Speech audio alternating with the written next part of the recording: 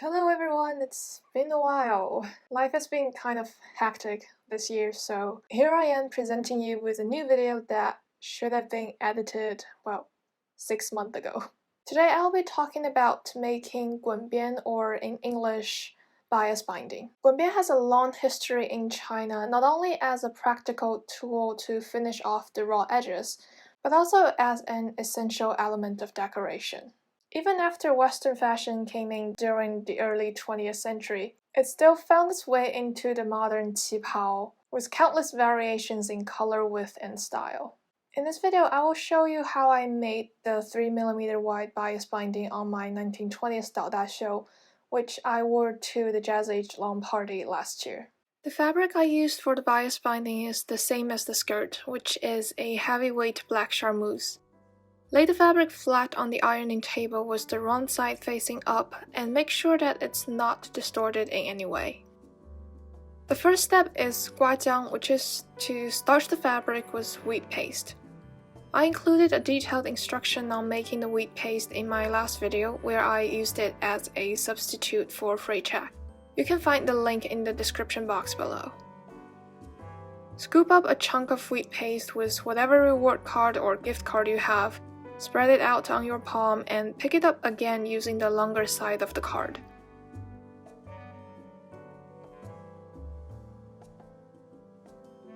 You can use your finger to even it out a little bit. Now comes the really stressful but fun part. Press down one end of the fabric with the side of your hand. Slowly scrape over the fabric with the card. You might want to do a couple trials to figure out the best way to hold the card so that the paste is evenly applied onto the fabric. When you start the second row, overlap it with the first row by about 1 cm. It's okay to have some extra paste on these overlapped sections. Once you've used up the paste, use the clean side of the card to run over these sections again to pick up all the excess. I have to say that dealing with charmeuse fabric and the sticky paste is definitely not an easy task, especially when your hands are also sticking onto the fabric. Luckily, we don't have to starch too much fabric in one go. Half a yard is more than enough unless you are working on some inhumanly complicated project.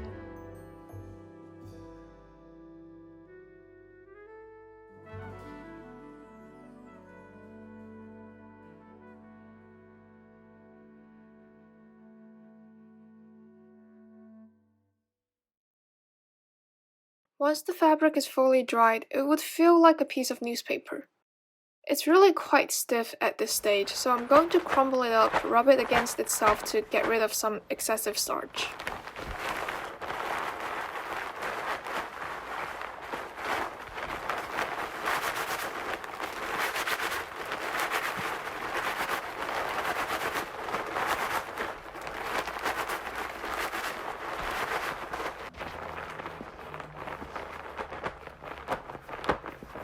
Now it feels much better, although then I have to spend quite a long time ironing out all the wrinkles that I just created. It's probably worth it to put a piece of ironing cloth on top so that you don't accidentally cook the starch. I ironed both sides of the fabric. There are still some small wrinkles, but I'm cutting it into narrow strips anyway, so it wouldn't really matter too much.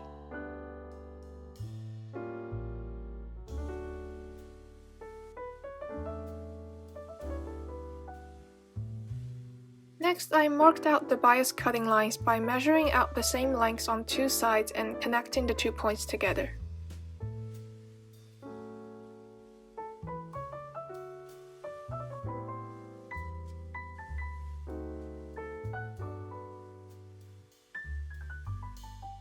The finished bias binding would be 3mm or 1/8 of an inch wide, which means that the unfolded bias tape should be 1.2 cm wide. However, taking into consideration the fabric thickness and the 1mm wide pencil mark, I made the width 1.5 cm wide, which is about 5/8 of an inch.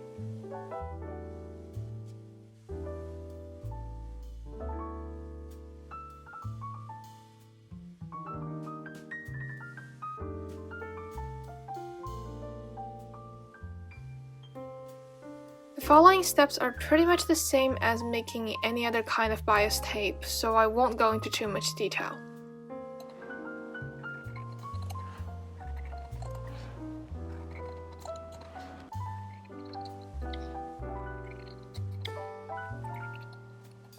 Once all the pieces have been cut out, I trimmed out the ends that were not starched.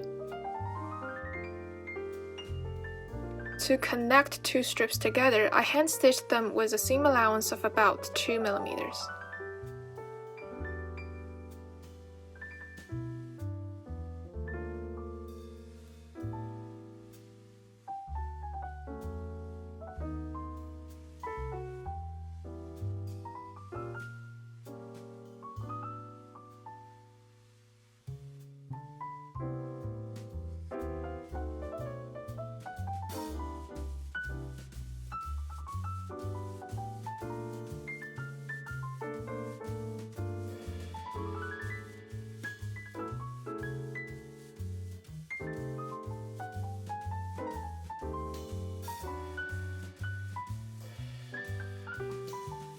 I used the fine-tipped pencil to mark out the 3 fold lines.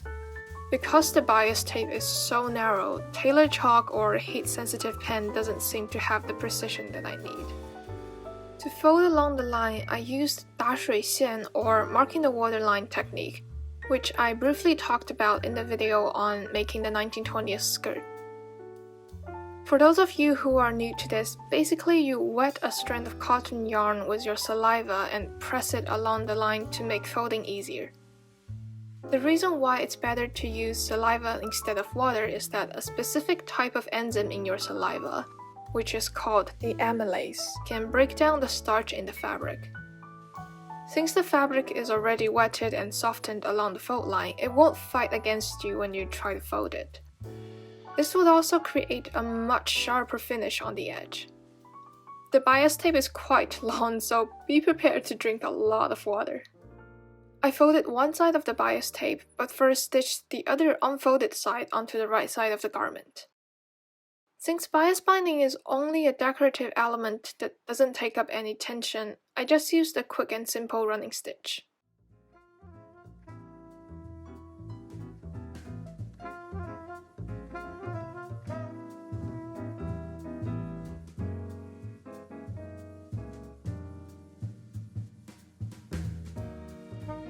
Mark the waterline, then iron down the bias tape.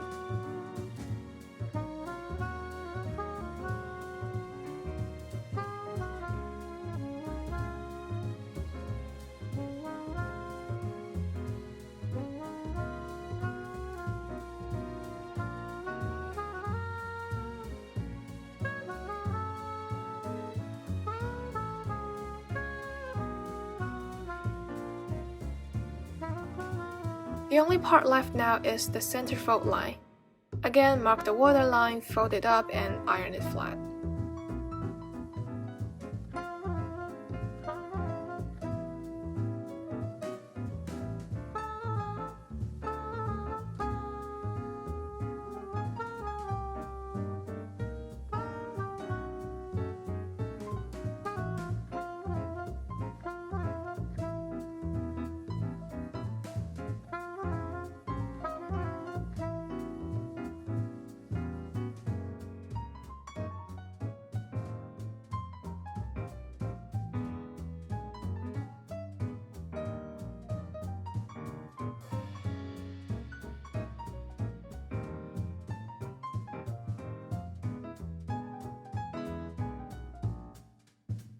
Use a simple slip stitch to secure it in place, and the narrow bias binding is all finished.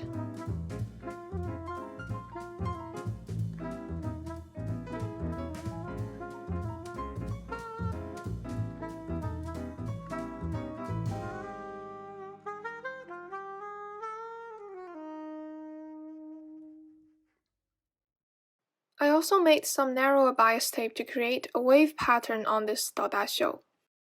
It's made the same way as the bias binding. The only difference is that instead of being folded 3 times, this one would be folded twice and so is only 1 cm wide. Stitch along the unfolded line as before, mark the waterline and press it down.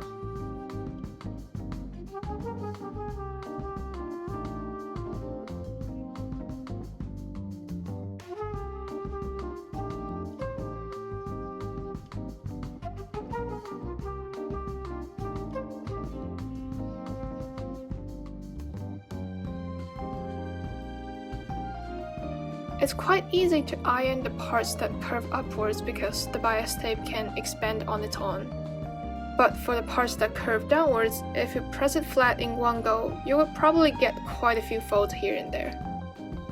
I ended up alternating between ironing it a little bit at a time and spraying water on top to loosen up the fiber. This is another widely used technique called guiba, but I won't go into too much detail in this video.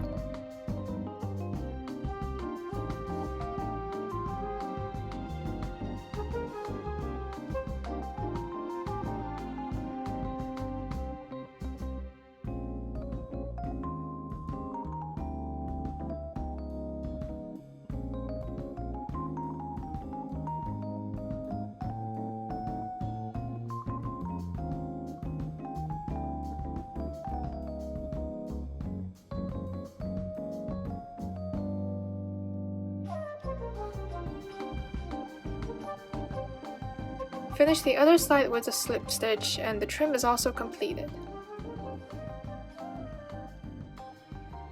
This garment is bound along the collar, sleeves, front placket and all the way down to the hem. I used around 3 3/4 yards of binding and 7.5 yards of bias trimming, which by the way is called dangpiao.